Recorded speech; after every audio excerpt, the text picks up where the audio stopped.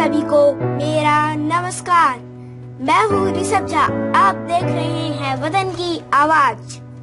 आज की कहानी का शीर्षक है व्यापारी के पुत्र की कहानी। किसी नगर में सागर दत्त नाम का एक व्यापारी रहता था। उसके लड़के ने एक बार 100 रुपए में बिकने वाली पुस्तक खरीदी। उस पुस्तक में केवल एक श्लोक लिखा था, जो वस्तु जिसको मिलने वाली होती है वह उसे अवश्य मिलती है। उस वस्तु की प्राप्ति को विधाता भी नहीं रोक सकता। अतएव मैं किसी वस्तु के विनष्ट हो जाने पर ना दुखी होता हूँ और ना किसी वस्तु के अनायास मिल जाने पर आश्चर्य ही करता हूँ, क्योंकि जो वस्तु दूसरों को मिलने वाली होगी वह हमें नहीं मिल सकती, और जो हमें मिलने वाली है वह दूसरों को नहीं मिल सकती।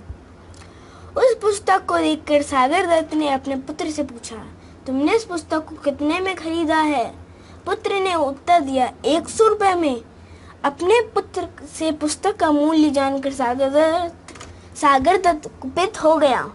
वह क्रोध से बोला, अरे मूर्ख, जब तुम लिखे हुए एक श्लोक को 100 रुपए में खरीदते हो तो तुम अपनी बुद्धि से क्या धन कमाओगे?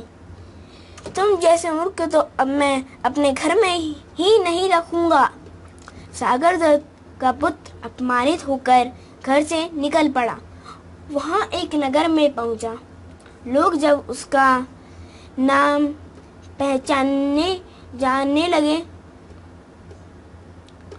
कुछ दिनों बाद नगर में एक उत्सव मनाया गया।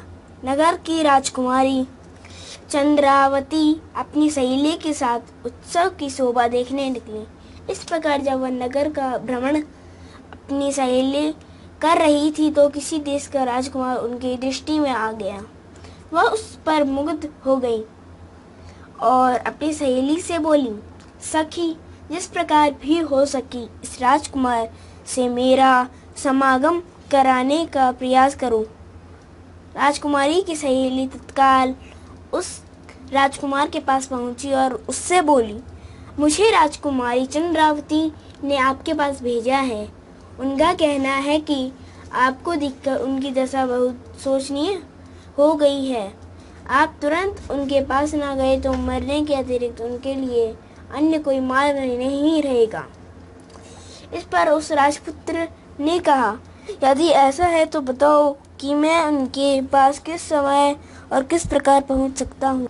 राजकुमारी की सहेली बोली, रात्रि के समय उसके शयन कक्ष के चमड़े की एक मजबूत रस्सी लटके हुए मिलेगी।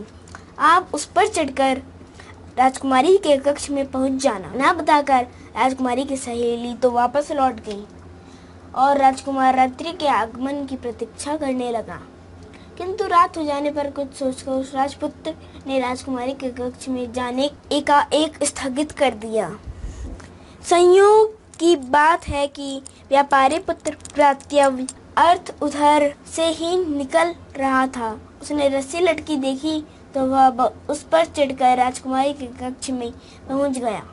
राजपुत्री ने भी उसको राजकुमार समझकर उसका खूब स्वागत सत्कार किया, उसको स्वादिष्ट भोजन खिलाया और अपनी सैया पर उसे लिटाकर स्वयं भी लेट गई। व्यापारी पुत्र के स्पर्श से रोमांचित होकर उस राजकुमारी ने कहा, मैं आपके दर्शन मात्र से ही अनुरक्त हो गई। मैं आपको अपना हृदय दे बैठी हूँ। अब आपको छोड़कर किसी और को पति रूप में वर्ण नहीं करूँगी। व्यापारी पुत्र कुछ नहीं बोला, वह शांत पड़ा रहा। इस पर राजकुमारी ने कहा, आप मुझसे बोल क्यों नहीं रहे? क्या बात है? तब व्यापारी पुत्र बोला, मनुष्य प्राप्त वस्तु को प्राप्त कर ही लेता है। यह सुनकर राजपुत्री को संदेह हो गया। उसने तत्काल उसे अपने शयन कक्ष से बाहर भगा दिया। व्यापारी पुत्र वहां से निकलकर एक दृढ़ शरण मंदिर में विश्राम करने चला गया। संयोग की बात है कि नगर रक्षक अपनी प्रेमिका से मिलने उसी मंदिर में आया हुआ था। उसे देखकर उसने पूछा, आप कौन है? व्यापारी पुत्र बोला, मनुष्य अपने प्राप्तव्य अर्थ को ही प्राप्त करता है। नगर रक्षक बोला, यह तो निर्जन स्थान है, आप मेरे स्थान पर जाकर सो जाइए।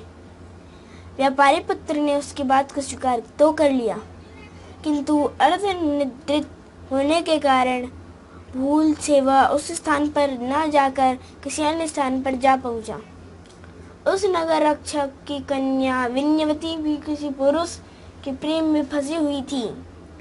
उसने उस स्थान पर अपने प्रेमी के आने का संकेत दिया हुआ था, जहाँ की प्रात्यव्य अर्थ पहुंच गया था। विन्यवती वहाँ सोई हुई थी। उसको आते देखकर विन्यवती ने यही समझा कि उसका प्रेमी आ गया। वह प्रसन्न होकर उसका स्वागत सत्कार करने लगी। जब वह व्यापारी पुत्र के साथ सैया पर सोई तो उसने पूछा, क्या बात है, आप अभी मुझसे निश्चिंत होकर बातचीत नहीं कर रहे हैं? व्यापारी पुत्र ने वही वाक्य दोहरा दिया। मनुष्य अपने प्रात्यव अर्थ को ही प्राप्त करता है। विन्यवती समझ गई कि बिना विचारे करने का उसको यह फल मिल रहा है। उसने तुरंत उस व्यापारी पुत्र को घर से बाहर जाने का रास्ता दिखा दिया। व्यापारी पुत्र एक बार फिर सड़क पर आ गया। तभी उसे सामने से एक बारात आती दिखाई दी। वरकृति नामक एक बड़ी धूमधाम से बारात लेकर जा रहा था।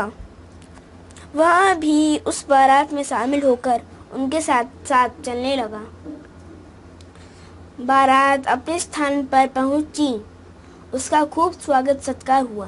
विवाह का मुहूर्त होने पर सेठ की कन्या सज धजकर विवाह मंडप के समीप आई।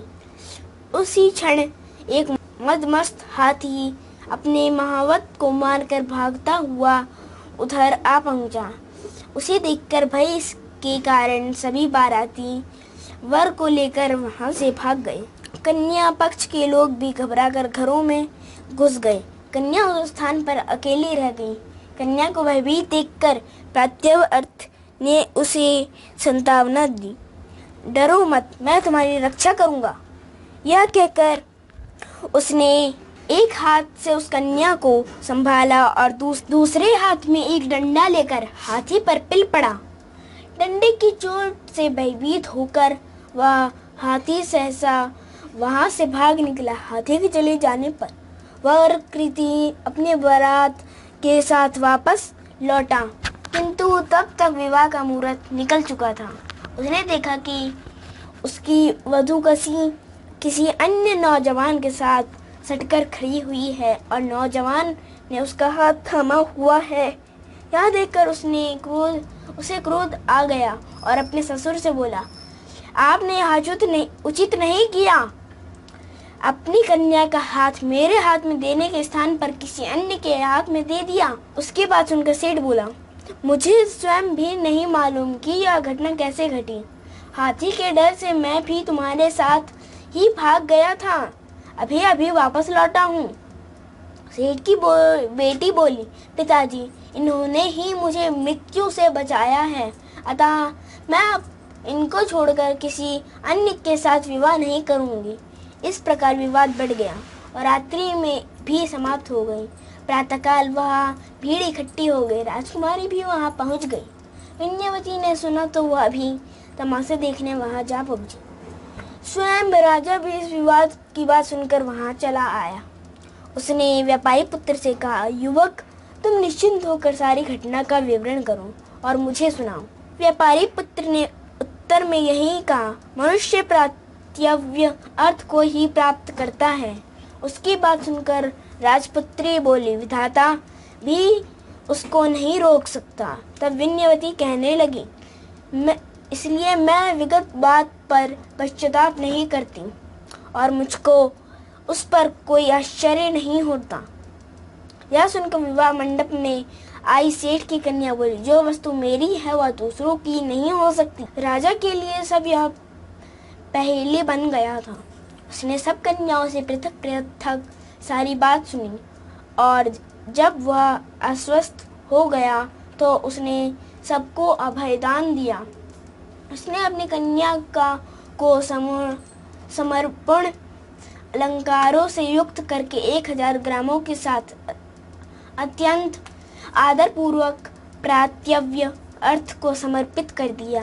इतना ही नहीं, उसने उसे अपना पुत्र भी मान लिया। इस प्रकार उसने उस व्यापारी पुत्र को युवराज पद पर प्रतिष्ठित कर दिया।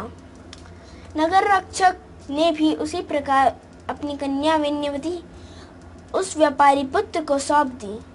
तीनों कन्याओं से विवाह कर व्यापारी पुत्र आनंद पूर्वक राजमहल में रहने लगा। बाद में उसने अपने समस्त परिवार को भी वहां बुला लिया। सीख, दाने दाने पर लिखा है खाने वाले का नाम। अगर आपको हमारे वीडियो पसंद आया हो तो लाइक एंड सब्सक्राइब जरूर करें और बेल आइकन दबाना ना भूलें। अगले वीडियो के साथ फिर मिलूंगा। मैं हुरी सब्जा, आप देखते रहिए वतन की आवाज़। धन्यवाद।